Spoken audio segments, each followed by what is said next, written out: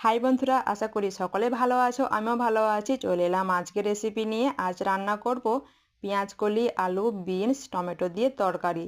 তেলের মধ্যে দিচ্ছি পেঁয়াজ বাটা। পেঁয়াজের সঙ্গে আমি রসুনও বেটে নিয়েছি। তো দিলাম অল্প একটু লবণ। তো পেঁয়াজ আর রসুনটা খুব ভালো করে কষিয়ে নিয়েছি।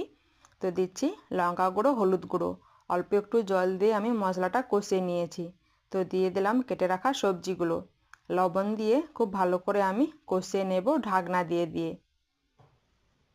তো দেখো কষিয়ে নিয়েছি। তো দিচ্ছি জিরে গুঁড়ো। তো একটু নেড়ে চেড়ে দিয়ে দিলাম জল। তো দিয়ে দেবো ঢাকনা, যাতে সব কিছু খুব ভালোভাবে সেদ্ধ হয়ে যায়। তো দেখো প্রায় রান্নাটা কিন্তু হয়ে এসছে। আমি কিন্তু নামানোর আগে দিয়েছিলাম অল্প একটু চিনি, সেটা দেখাতে পারিনি। তো রেডি পেঁয়াজ কলি, আলু, বিনসের তরকারি। এই তরকারি কিন্তু গরম ভাতে খেতে দারুণ লাগে।